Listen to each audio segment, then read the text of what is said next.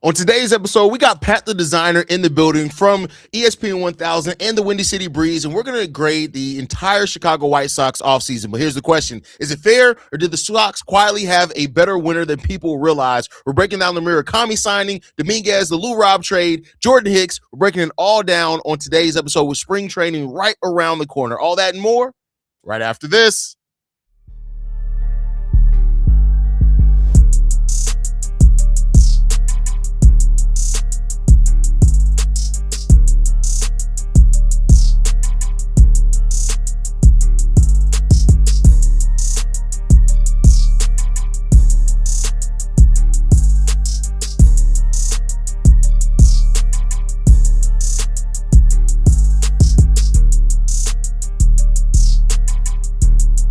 And we are joined by my brother from another mother. We got Pat the Designer in the building. Pat, we talk Bulls, we talk Bears. Sometimes we've never officially talked White Sox, even though we're both a White Sox fan outside of just casually on the phone. But I felt like this was a great time and opportunity to kind of recap what the White Sox have done up until this point, man. The New York Times came out with their offseason grades for every single team. The team that they with what they graded the White Sox is a B- so far. So I guess let's use that as the jumping point. How do you feel about the White Sox season up until this point? Listen, I think it's been a better offseason than we've seen in the past. It's an offseason where they've decided to invest in money, invest money into players that seem like they could really turn this team around. Murakami is the biggest one that I think is going to be, of course, headlined by this offseason, going out there and winning the bid on a 2-year, $34 million deal on him. Of course, is going to be massive, right? And you know the example that they give, I got to see it, but he's Asian Babe Ruth. You know what I mean? Like, yeah, I would love to see that be the case, where he's just cranking home runs left and right.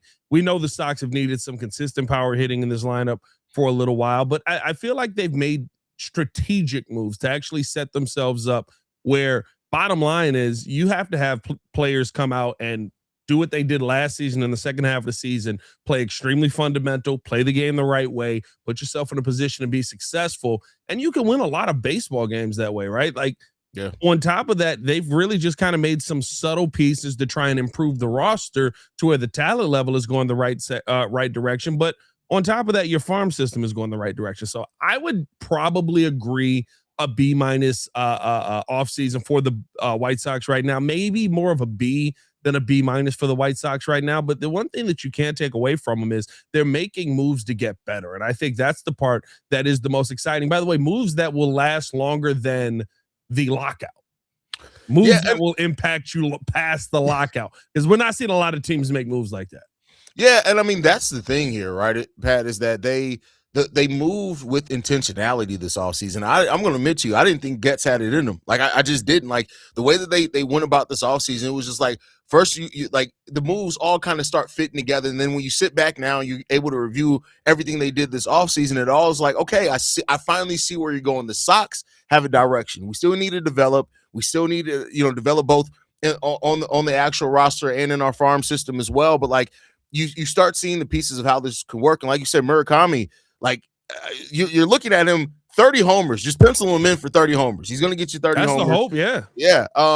And, you have that guy, and then especially so the combination between his hitting and his defense, like that right there is something that alone would have been a great move by the White Sox. But then you look at the number of other moves that they've made. Like, let's just look at their free agent signings. Anthony K for 2 years, $12 million. Murakami, 2 years, $34 million. Newcomb, 1 year, $4.5 million. Seranthony Domínguez, which is one I really think could be an underrated move here. I'm not going to say for sure yet. We got to see how he's gonna come in and play. But 2 years, $20 million on him. Haize, 1 year, $6 million. Like, I'm not looking at any of these deals, Pat. And for once, I don't question any of them. I see exactly why they went out and got all these guys. Yeah, you're seeing how guys fit in. You're seeing what guys are part of the future. You're seeing some guys that are maybe just, hey, listen, let's see what he's got. Maybe we'll get more out of him than we expected this year. And hopefully he's able to get you through this season to the point where you can start bringing some of your farm guys up, right? That's the part of this that I think is interesting, is you have to look at this in a scenario where, the White Sox are actually being a strategical and logical long-term team with some of the moves that they're making here, right? You've got some guys that are going to step in and are going to fit a role for you right now. You've got some guys that are going to be incredibly impactful for you down the road, or at least that's your hope down the road. And what I love is that we're seeing them put a lot of their focus, a lot of their energy on, we're going to get these guys in here. We got to develop them. Like, I love that mindset, because those are the teams that continue to win for a long time coming in, will be able to win when whatever happens with this salary cap ends up happening. Because realistically, you're going to see teams very similar that you see in hockey, somewhat in the NFL. Maybe that will be coming at some point, but like, you're going to see teams where the focus can't be, with second apron in the NBA as well now, it can't be, we're just going to go buy superstars and try and find ways to win. You're going to have to develop these guys into superstars. And more than likely, there's not going to be a ton of them. You're going to have your role players that play a big role for you every day. And then you're going to have your guys that put you over the top. I like the fact and the mindset that they're going with in this. I like the fact that Chris Getz isn't being shy about this. He's not being, we're trying to go out here and just figure some things out as we're going. He's told you the plan. He's laid the plan out for you. And dare I say, I feel like he's executing the plan pretty well. Yeah, I mean, you got to give him credit. I mean, he's earned criticism where it's been at, but for this offseason, like I said, it's just the direction that he's had. He had, it reminds me a lot, Pat, and I'm not saying they're going to have the same success, but it reminds me a lot of Ryan Poles in the offseason of 25. Like, he moved very intentionally. He went out and got the offensive line. He drafted players that fit in exactly with what Ben Johnson and Dennis Allen needed on the offense and defensive side. Now, some of those guys were injured. We didn't see him this year, but like, when the season's all said and done, you saw how almost each free agent acquisition and each draft pick all fit together to help the Bears get to where they wanted to get to this year. And we'll see if that ends up being the same thing for the Sox. I love their moves, but let's talk about the one that was 18 months in the making. The Sox finally traded Lou Robb. I was going to go there, yeah. When it all came down to it, do you feel like they got the proper value for Lou Robb? I think you got the value that you probably were going to get. Listen, you got better value than what you were going to get during the season. Yeah, I guarantee that. You know what I mean? Like, this is one where normally the Bulls and the White Sox make so many moves similarly that it's almost terrifying. And then you go, oh yeah, they're owned by the same dude. I think you actually got pretty good value. You end up getting a package that includes Truman Pauly. You get Luis Angel Acuna, right? Like, you got some pieces back where, again, what we talked about, development piece that you feel like fits right now, something that can help you there moving forward and in this season. It's kind of the best you were hoping for at this point, especially for a player in Lou Bob, who I believe will have a bounce back. I think when the issue with Lou Bob is, and I think it's the issue with a lot of the talent that was brought to the White Sox from the Tim Anderson era and things like that, you were expecting one of these guys to step up and be the leader of this team. And there are a bunch of guys that kind of just want to go with the flow. Lou Bob doesn't want to be the face. Sound like the Bulls again. Kind of like the Bulls. Yeah. Lou Bob's not somebody that wants to be the face of the franchise. He wants to walk out there, play ball every day and play ball well. Right. And I think, of course, he's had some down years. But I think the Mets are probably going to get the best of the future of Lou Bob here. It will probably look like on paper that they end up winning this deal pretty quickly, because new situation, new operation, a team that has been to the playoffs and is looking to get back to the playoffs. I think he's going to benefit them, but I think the White Sox probably got the best value that they could in this situation for a guy like him. I would have loved to see it work out here. I'm a big Lou Bob guy. I think he has all the talent in the world and just had to put it together. And it felt like you were starting to get that locker room that was going to allow him to just focus on going out there and playing ball every day, but it doesn't happen. So here's the thing you got to respect about Chris Getz the most. He saw yeah, we're still a couple of years away here. Now you're talking about trying to move on from what's Lou Bob, 27 right now, a 29 to 30-year-old player moving forward. Well, that's a very different conversation on the value you're going to get back on that guy. If we are not ready to go really compete this year, which I think the Sox are probably competing for 500 maybe this year, more than they are for a playoff spot, then why the heck are we holding on to this guy? I love the fact that he was like, it's not going to happen this year. It's probably not going to happen for a couple of years here. By the time we're ready for him to be that guy, he'll probably be ready to move on, and we're not going to pay him. Let's get this done. Yeah, and they got it done. Like you said, better value in the offseason than definitely what they were going to get during the season, and that's smart. So when the Lou Robb trade happened, it just felt like, okay, finally.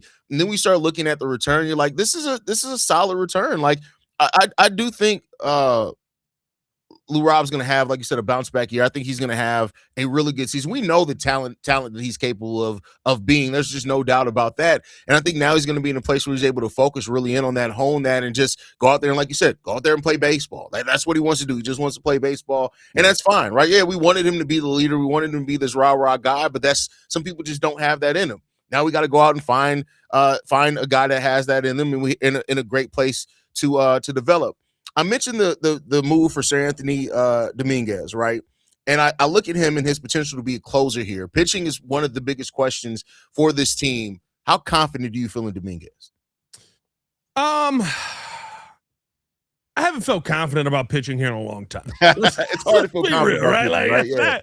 But here's the one thing the White Sox continue to do. They continue to find guys that can go out there and get the job done. It just, you don't have everything else put together. How many stretches of the season have we seen as White Sox fans where the pitching's actually doing fine? You just can't score more than one run, right? Or the pitching actually is getting you out of jams. You just can't finish it off. As far as him coming in, I mean, last year between Baltimore and Toronto, I thought that you saw some pretty good play out of him.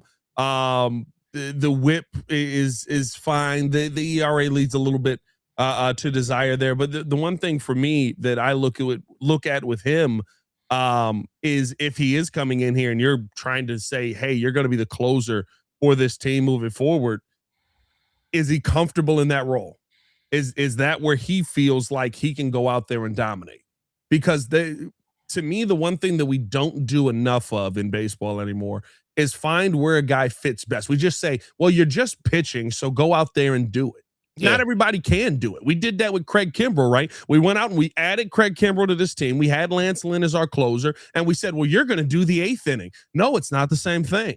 It's a different world. Maybe at one point we did feel like all pitching was the same pitching. And I know we were in a city where we saw Mark Burley close out a World Series because he was confident enough to go out there and do that. Might have also been the Budweisers. But realistically speaking, it might have been the Budweisers, bro. I'm not joking with you. But there's a big possibility that it was indeed the Budweisers. Realistically speaking, I think with you bringing Seranthony here, you got to ask yourself, is this the best spot to put him in, or does he fit maybe more as a setup guy with this roster, or does he fit maybe more as a middle eaten innings guy, right? Like wherever you feel like he's going to be best for the team, that's where you throw him. It doesn't matter where he's played before. And I think that's the one thing that we've seen Will Venable and this coaching staff do on a pretty consistent basis is go out there and say, okay, well, where does this guy fit in? Where does he?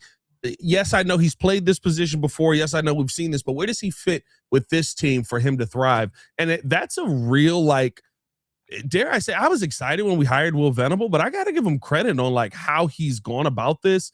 He has taken the approach of like an elite level manager at times with some of the moves we've seen him do that all of a sudden they just end up working because he's got a player comfortable with who he is out on the field. That's so important in baseball because so much of the game is mental. Yeah, it definitely is. And the mental aspect is the part that I don't think we really talk enough about when we try to evaluate these guys, because the mental aspect is a huge, huge part of it. I want to throw this one to you. We talk very positively about it because there's a lot of positive that the Sox are finding their direction and everything like that. What's your biggest concern still with this Sox team as things stand before we open spring training? I know we look at the roster, and I kind of said this before, but it's just experience, though. You got a young team that's got to figure it out. That's why I like that you've gone and gotten so many of these veteran pieces here. But like, you got a young team that's just got to figure it out. Like, we could talk about the pitching being a question mark still. I mean, we could talk about you got to figure out which one of your catchers is going to be your everyday catcher, and which one you're going to convert into probably a left fielder more than likely, right, or maybe a right fielder. Between Kyle Teal and Edgar Caro. Take your pick on which one you feel more comfortable with playing in the field. But realistically speaking, the White Sox have a ton of talent that just has to kind of figure some things out, and you're gonna have to just have the experience of playing on the field. I say look at last year as a catalyst for this upcoming season, look how much better they were in the second half of the season because they knew what Venable was asking them to do. They knew where they needed to be, and they just made plays on a consistent basis. It wasn't the flashy play every night. It wasn't the great play night in and night out. It was just, hey, I made the right play. And if I'm in position to make the right play, maybe something better can happen from there. I like what the White Sox have. If you were going to add, I would say try to add more to the pitching staff. I know that Chris Getz talked about some of the financial flexibility that the recent trade that he just made opened up, and maybe they could go out and add a little bit more in the pitching game with that. But you're not going out and making a massive splash anymore this season. You went out there. Murakami was that guy. Now it's just about filling out the roster. So I really want to see what this roster looks like coming into this season. And the part that has me excited is some of them have the experience. Some of them have been here. Some of them have grown here over the last in the second half of last season. And so to me, I think that's going to be a nice little stepping stone heading into this season. Yeah, I mean, it's you're set up in the perfect way to evaluate a lot with this roster this season, right? Like you said, competing for 500, not necessarily for any type of postseason or anything like that. So you're in a good place. You're in a good place. You have flexibility. You have cap space. You have flexibility. You have all this type of stuff to where, based off how you evaluate this season, you can you can be even more aggressive next offseason, right? But I think one of the biggest questions for this team that you have to ask, and you want to try to establish, Noah Schultz Hagen Smith, what are they going to be for you? Like what are they going to be? Because if they do end up looking like those prospects that they seem to be at one point in time, and one of those guys end up turning out to be aces, or even let's say both of them do, then that provides you a lot more clarity that you can deal with after this 2026 season. Yeah, no, 100%. It truly is just about finding answers within. Yeah, that's the bottom line on a lot of these things, right? It's finding out answers within, finding out, okay, which of these moves did you make that's going to work? Which of these moves you're going to have to move on from? Because we know that's how the season goes. And the goal of this season is for you to be to a point where somebody that you've traded for, whether it's Acuna or whoever it is, has played at a level that when you get to the trade deadline, you can flip that player for some nice young pieces to come in here and be and further feed your farm system. Again, I love how Getz is approaching this. I am surprised, like you said, about the job that he's done as a GM. And it's really just about finding out, okay, did some of these picks you make with the first pick coming in the draft as well? First pick in July. Some of these picks you make actually paying out for you to the point where you go, we can see the talent. Because first half of last season, we weren't really seeing the talent on Coastal Montgomery. Second half of last season, he looked like a dog. Yeah. I mean, it's like you said, development from within. That's the perfect way to word this. That may be what I titled this episode. It's all about development from within this. How much can you develop from within this season in 2026? And where you find those answers, all right, cool. I look at this in every sport. I feel like every offseason, for no matter what sport you're in, what team, it's about finding answers to whatever questions you had at the end of last season. How many of those questions can you answer from last season during this season with the young guys that you have here? And then you fill that in between the next offseason. We'll be talking about this again next year. Hopefully we can have another off, because I tell you what, 2 off seasons like this, Pat, we may next year this time actually be saying, hey, we may be competing for postseason at that point in time. Well, and that's how it goes, dog. Like the big thing you want to avoid is essentially being the Cubs. Like, shout out to them. They finally figured out what to do in the offseason. But like your goal is to not look at the issues you have every offseason and go, well, we're not going to fix that. How about we sign a bat? You know what I mean? Like you have to address the issues that you actually have at hand. And I think the Sox have done a good job of doing this the last couple of off seasons. Is like you said, listen, Baltimore got back into the playoffs.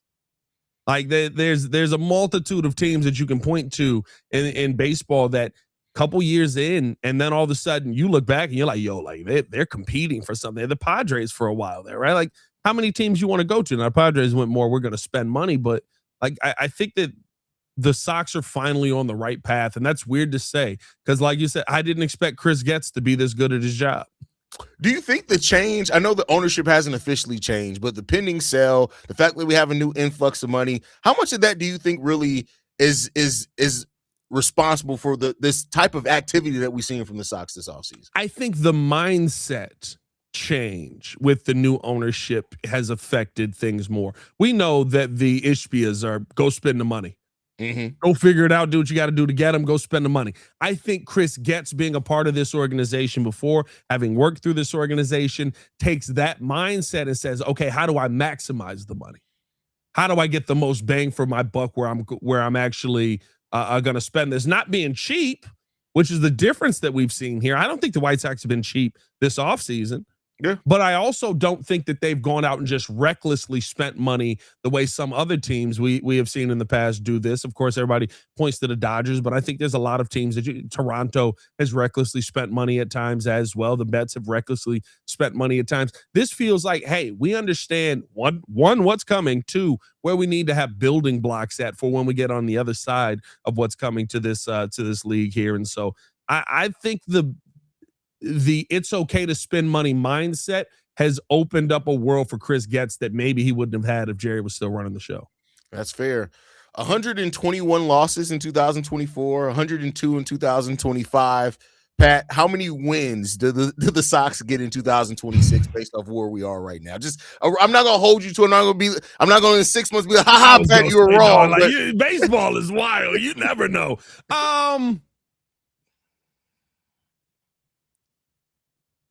The Chicago White Sox will be above 500 by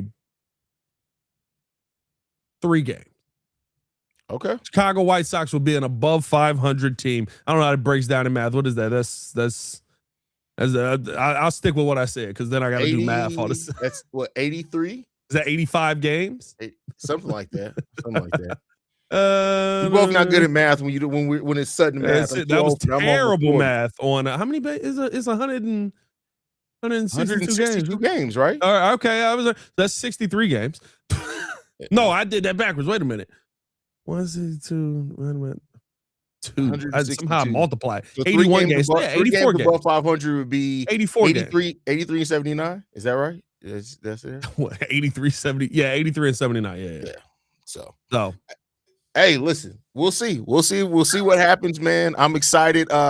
Listen, it's sad when you say like an above 500 season is such a turnaround for this team, bro. It's such a turnaround. Well, listen, an above 500 season for this team in this division would put you in 3rd place last year. You were at the bottom of the division. The Twins are underneath you. The Royals are underneath you. The Tigers only won 87 games last year. Yeah, that's not a bad point. I guess we shall see, Pat. We shall see, man. Anything left before we get up out of here, brother? Nah, man. I'm glad that we doing a White Sox podcast, bro. Hey, yeah, bro. I'm happy, man. I'm happy to be talking. Like, I need an outlet. Plus, I'm not gonna lie to you. I have so much White Sox gear. I'm glad I get to wear this shit now on the show. I'm not gonna lie to you. I went up in my closet and because I was moving so fast, I was like, hey, I might actually be able to compete on the White Sox stuff. I got a lot of White Sox gear now. Fair enough, man. We appreciate y'all for tuning in, man. Me and Pat, I know today's technically Monday. Me and Pat are planning to try to do this every Sunday. As long as there's no football. Once football comes back, I make no promises for that. Yeah, you're not gonna see me. Yeah, y'all make sure y'all go check Pat over at the Windy City Breeze, man, and over at the Chicago Bears podcast over at ESPN 1000. Y'all know how he does it. He's holding down for Chicago like no other creative is doing. Put some respect on my brother's name, man. Y'all can follow me at CEO Haize, and we'll see y'all next time, y'all. Peace.